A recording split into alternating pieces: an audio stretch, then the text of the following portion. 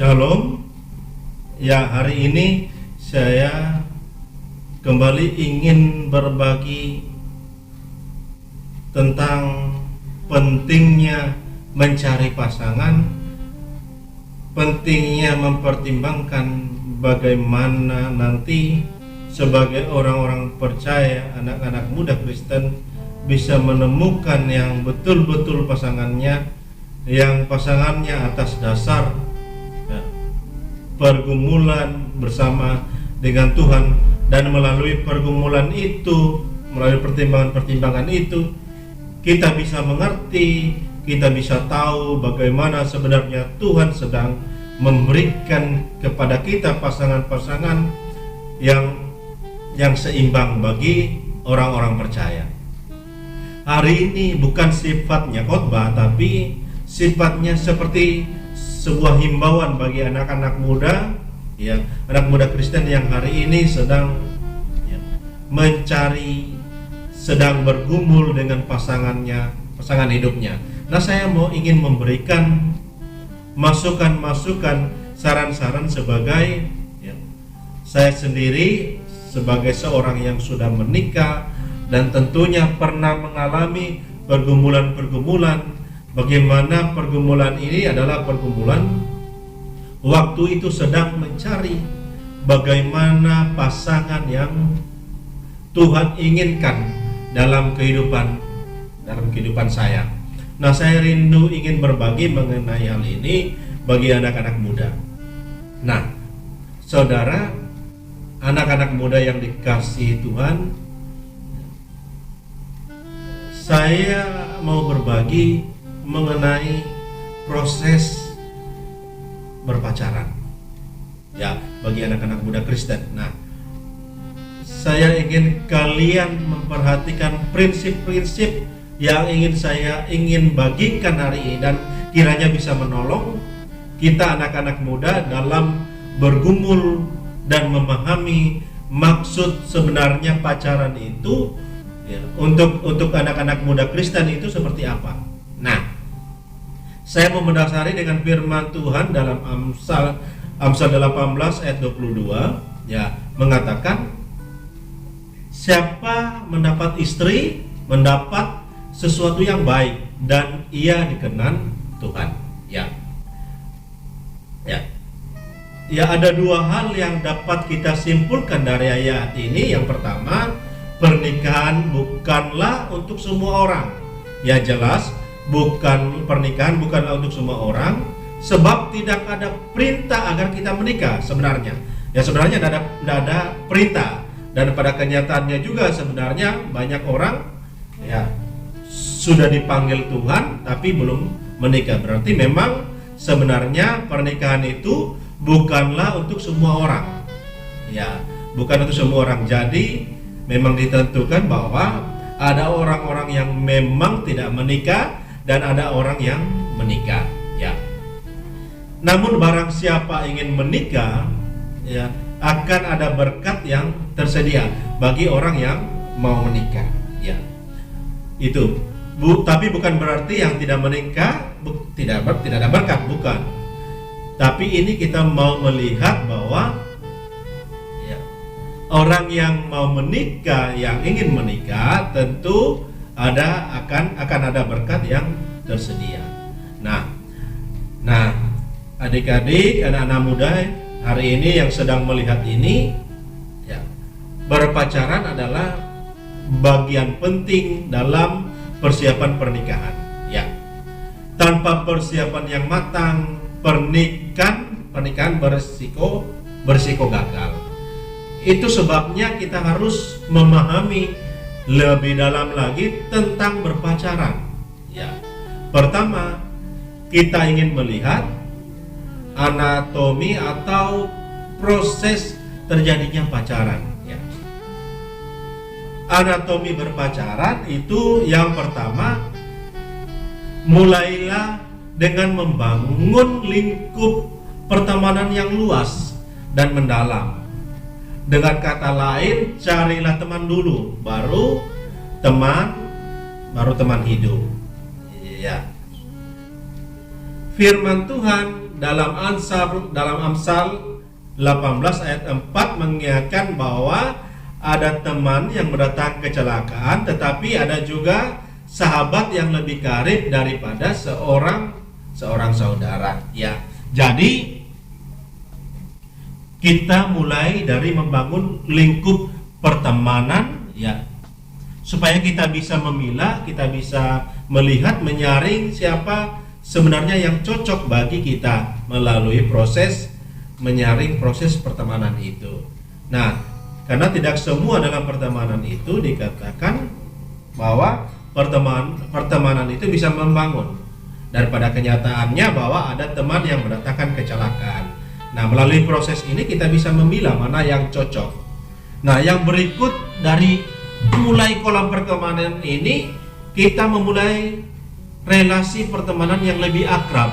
Nah, misalnya kita sudah tahu bahwa teman ini memang cocok, ya, melalui pengamatan kita, lalu melalui pengamatan kita cocok, mulailah kita jalin relasi lebih akrab dengan dia. Ya, biasanya pengelompokan seperti ini terjadi secara ilmiah berdasarkan kesamaan sifat dan minat. Ya. Lalu yang berikut, di dalam persahabatan kecil ini, pertemanan kecil ini, amatilah teman lawan jenis secara lebih seksama. Ya, jadi kita sudah berteman, sudah akrab, kita mengamati dari lawan jenis ini. Ya, lawan jenis ini mana yang sebenarnya masuk pada kriteria yang kita inginkan. Ya, itu. Ya. Lalu yang berikut, apakah yang perlu kita amati? Ya, tadi kalau kita sudah menjalin pertemanan, lingkup pertemanan, lingkup persahabatan, menjalin relasi, mengamati mana yang cocok. Yang kedua, yang berikut, kita harus mengamati. Ya, bukan mengamati, kita harus tahu apa yang perlu kita amati. Apa yang perlu kita amati, ya, dari beberapa anatomi berpacaran ini. Yang pertama, kita harus mengamati dari segi kerohanian. Ya. Dari segi kerohanian itu, apakah ia seiman dan mementingkan Kristus di dalam hidupnya. Ya. Hati-hati dengan penampilan rohani. Jadi mengamati apakah ia seiman dan apakah ia mementingkan Kristus dalam hidupnya. Ya. Kalau tidak, ya, ini jadi pertimbangan penting bahwa ini tidak cocok bagi kita. Intinya dalam kekristenan, kalau dia tidak seiman dan tidak mementingkan Kristus, sudah pasti bukan yang cocok bagi kita. Nah, yang dilihat adalah kerohanian dari segi sifat. Ya, sifat kerohaniannya. Ya, sifat kerohaniannya, jadi bukan penampilan rohani. Maksudnya bukan penampilan rohani ini, ya, bukan hanya kita melihat dari luarnya. Ya. Kita tidak lihat dari luar, misalnya penampilan penyimpanan aksesoris, bahwa dia punya penampilan yang penampilan rohani, maksudnya aksesoris yang dipakai, bukan itu. Ya, bukan karena dia tiap hari menggunakan kalung salib, ya, bukan karena tiap hari dia menggunakan barang-barang branded atau sebagainya. Ya, intinya bukan kita lihat dari penampilan rohani, tapi kita lihat dari segi karakter kerohaniannya. Yang berikut, kita perlu mengamati karakternya. Ya, mengamati karakternya, apakah ia berkarakter sungguh baik. Ya. Apakah ia berkarakter dalam kehidupan kesehariannya, yaitu ditujukannya karakter yang baik. Ya. Hati-hati dalam hal ini. Jadi kalau karakternya sudah tidak baik, jangan kita coba-coba. Jangan coba-coba berpikir bahwa nanti bisa bahwa dia kepada Kristus. Pada kenyataannya, ya, narasi-narasi seperti ini justru berbalik. Justru bukan dia yang membawa pasangannya ke arah yang lebih baik, justru dia yang dibawa kepada sifat-sifat yang tidak baik. Ya. Jadi hati-hati dengan karakter kompleks. Ya, hati-hati. Ya. Yang berikut kita amati karirnya. Jadi apakah ia mempunyai tujuan hidup yang serasi dengan tujuan hidup kita? Hati-hati dengan sikap asal ikut. Ya. Dia harus punya tujuan, bukan karena ikut-ikut. Ya. Jika jawaban terhadap ketiganya adalah ya, berarti yang pertama kita harus bangun relasi yang lebih khusus dengannya. Ya. Setelah kita mengamati beberapa karakter itu dan ya, ketiganya menjawab ya, menunjukkan karakter yang menunjukkan kerohanian yang baik, karakter yang baik, dan karir yang mempunyai tujuan yang benar, ya, mempunyai tujuan yang pasti. Ya. Nah, setelah itu kita bangun relasi yang lebih khusus dengannya. Itu. Ya. Setelah itu, ya, sebaiknya terbuka menjalin niat lebih khusus dengannya, menjalin hubungan lebih khusus dengannya dengan cara mendoakan cara ini selama suatu kurun, misalnya sebulan. Ya. Setelah sebulan dan merasakan damai sejahtera, silakan memulai relasi berpacaran. Jadi untuk berpacaran dalam kekristenan sebenarnya prosesnya panjang. Ya. Ya. Tidak ujuk-ujuk kita bilang cinta pada pandangan pertama, lalu langsung kita menyatakan rasa suka kepada dia tanpa kita mengamati, tanpa kita mendoakan, tanpa kita bergumul. Itu salah. Jadi prosesnya panjang, ya. Lalu yang berikut, apakah yang mesti diperhatikan dalam masa berpacaran? Ya, ini. Ya, jadi ini yang perlu kita perhatikan. Kalau kita sudah menjalin, ya, hubungan berpacaran, ya, dengan dasar tadi kita lihat dasarnya itu kita mempertimbangkan banyak hal, ya.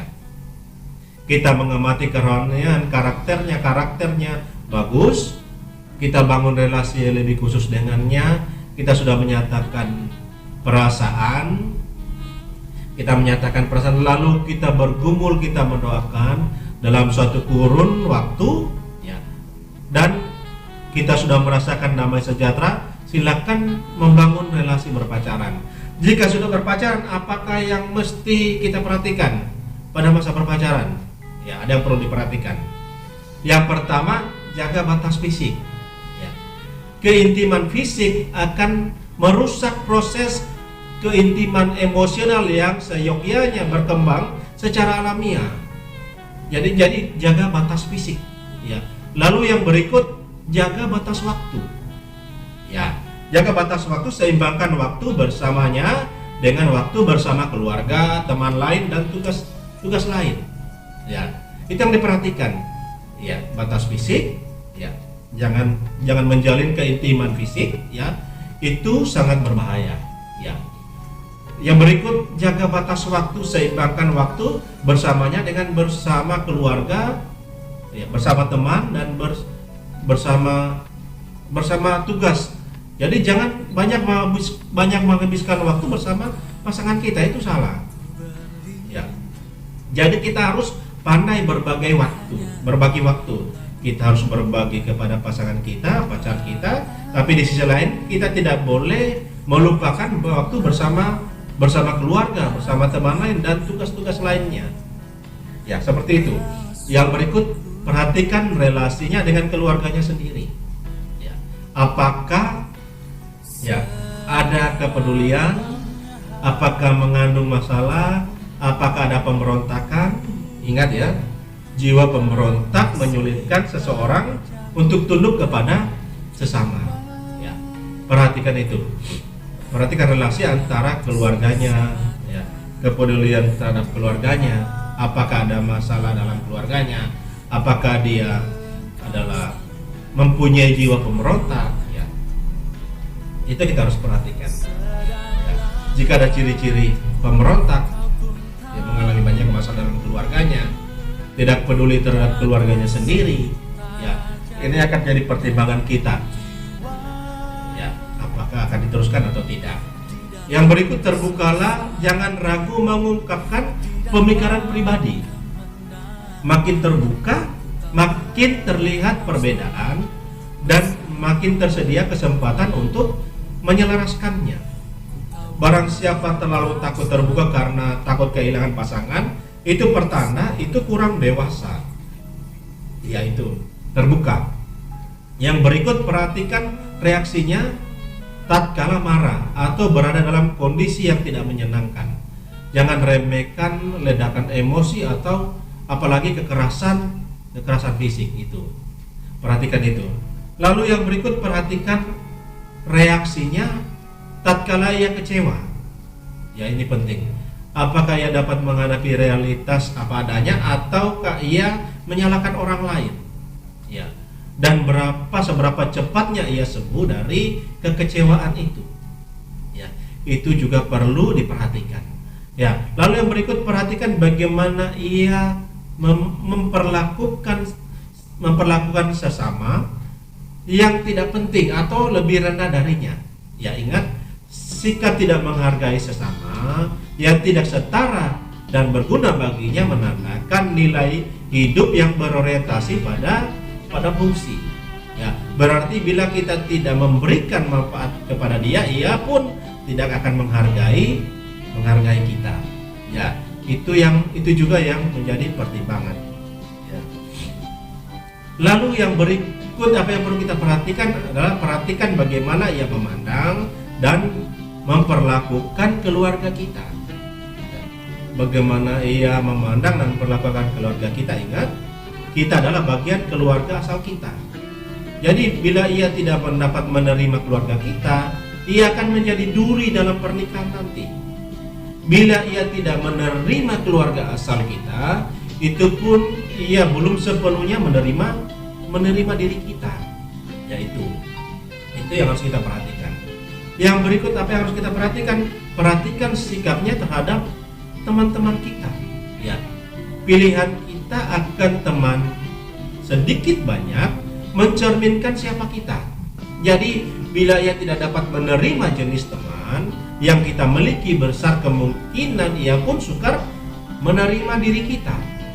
Ya, itu. Lalu yang berikut, perhatikan penampilan fisiknya. Ya, ini juga penting. Penampilan fisik, apakah kita tertarik kepadanya secara fisik pula?